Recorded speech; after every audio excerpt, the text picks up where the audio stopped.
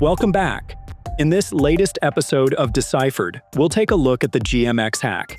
This incident was a reentrancy attack against GMX, a major decentralized exchange that resulted in $42 million in losses. The GMX hack involved a reentrancy vulnerability, which is one of the oldest and best-known smart contract vulnerabilities. Reentrancy attacks can occur if a malicious contract that called a vulnerable function is permitted to run some code before the vulnerable function performs a state update. If this is the case, the attacker can call the vulnerable function again using the stale state information.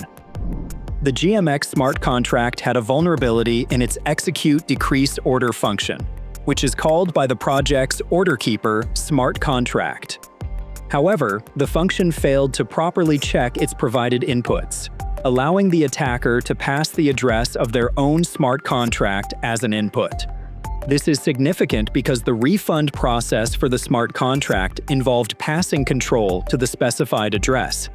With the ability to run code, the attacker could re-enter the vulnerable function to exploit the vulnerability.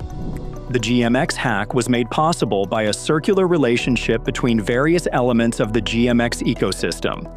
Global short positions impact the global average short prices, which affect assets under management calculations. These AUM calculations inform the valuation of GLP tokens, which permit liquidity operations that change global short positions. When the attacker exploited the reentrancy vulnerability, the list of short positions was updated, but not the global average short price.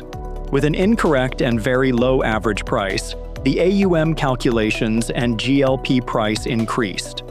This allowed the attacker to drain $42 million from the protocol via redemption operations. After the attack was discovered, GMX launched an investigation and offered a bounty for the return of the funds. In the end, the exploiter received $5 million, and the remaining funds were returned to the exchange.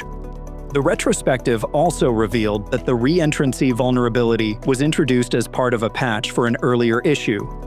Addressing non-atomic updates of global short size and average global short price created a new flaw. GMX was impacted by a reentrancy vulnerability that was introduced via a previous code update. This underscores the importance of auditing all deployed code, not just the initial version. To learn more about the biggest hacks in DeFi, stay tuned for the next episode of Decyphered.